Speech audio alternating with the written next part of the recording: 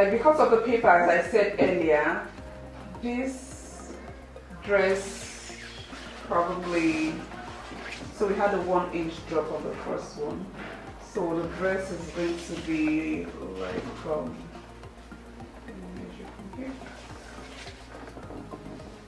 about 39 inches long. Okay, so be sure to know already the length of dress you want to make.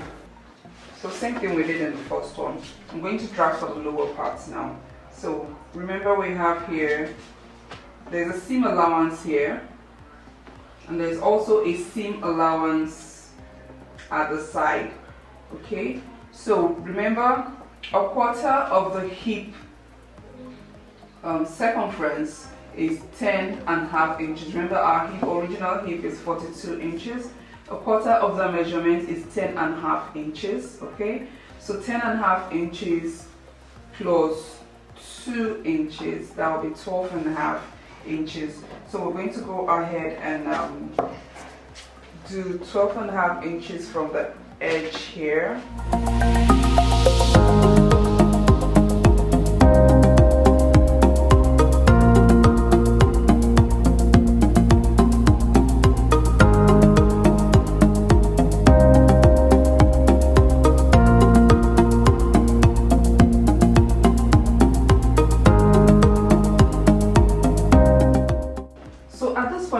Measure in 2 inches from the side here. 2 inches from the side seam, not the seam allowance. This is the side seam. Let's measure 2 inches here and square that line up.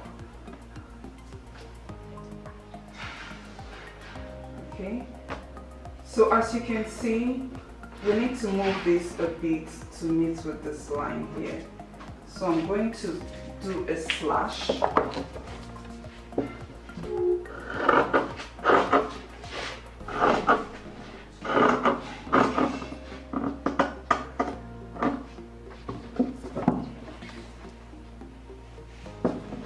Let's take that up a little bit.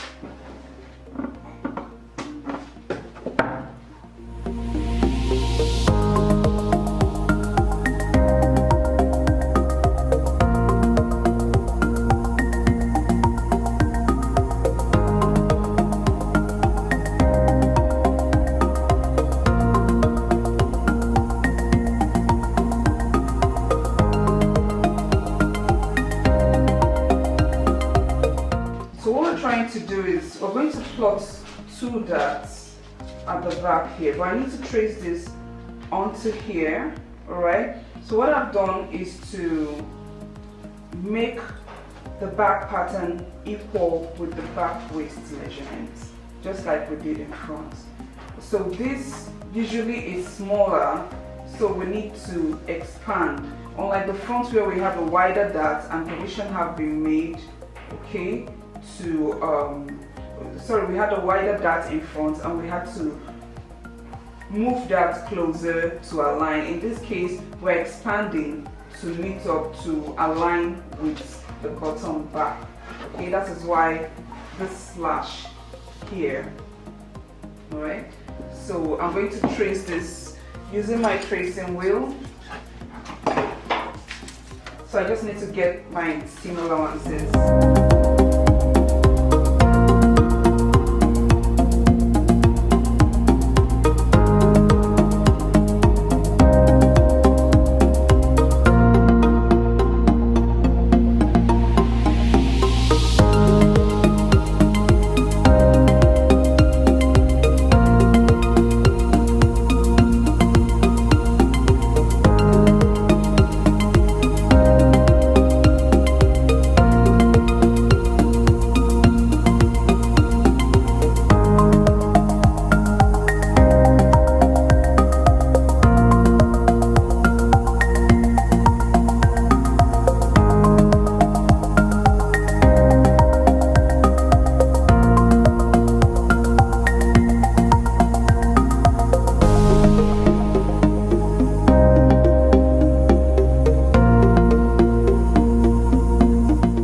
I've transferred the dart, the bodice, traced it on above the bottom part. That's the part like what we drafted for the skirt. Okay, so now I'm going to plot the dart. Now, just like we did in front, so this is the waistline. We're going to put like 2 darts here, 2 1-inch darts here, like we did in front. We're going to measure using the darts placement. Our dart placement is 4 inches. So I'm going to measure 4 inches from the center back. Okay, so this is center back.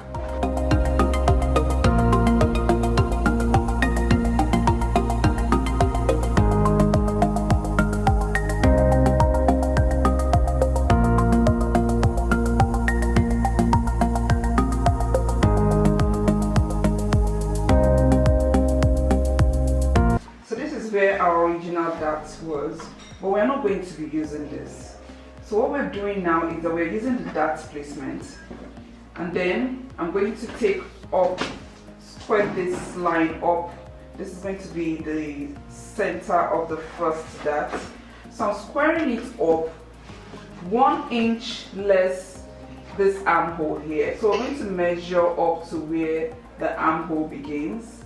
Okay, so the measurements from the armhole, not the seam allowance, from the beginning, the seam for the armhole, I'm going to measure from that point to the waist, and I'm getting here 6 3/4. Okay, so less 1 inch, that will be 5 3/4. So I'm going to take this up 5 inches and 3/4 upward. Okay, so we're measuring, so let me take that again. Sorry, it's 8, not 6, 8 3/4. So this is going to be 7 inches and 7 3/4 inches. Okay, so this is 7 3/4 inches here. Just 1 inch lower than what we have here. Okay, and then down this way we're going to take this 5 inches down. Okay, remember I said it's a 1 inch dart, so we're going to mark both sides 1/2 inch this way, 1/2 inch on this other side. So I'm going to connect dart point to dart leg. Okay, draw the dart legs.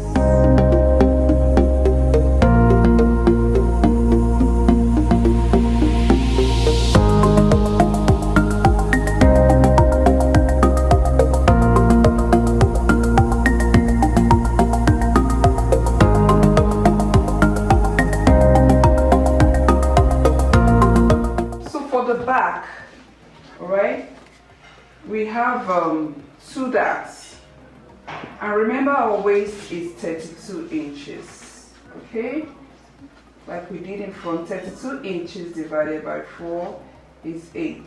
Okay, so after sewing this back, we're supposed to have 8 inches left for the waistline. All right, so we're going to calculate this and find out if we have enough or more than enough. So the 8 inches plus 2 darts, 2 inches darts. Okay, that's 10 inches plus 2.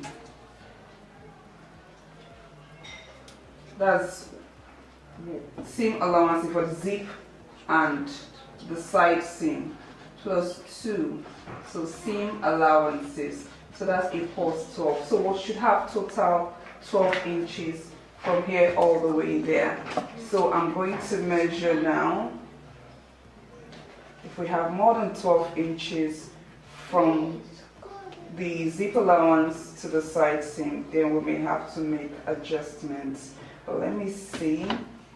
Remember we had 12.5, so we're going to further move this in. You could still do this before plotting the dart, so that whichever way, I always just sometimes I just do it whichever way I want, just to make sure you check that before you finally cut out your pattern.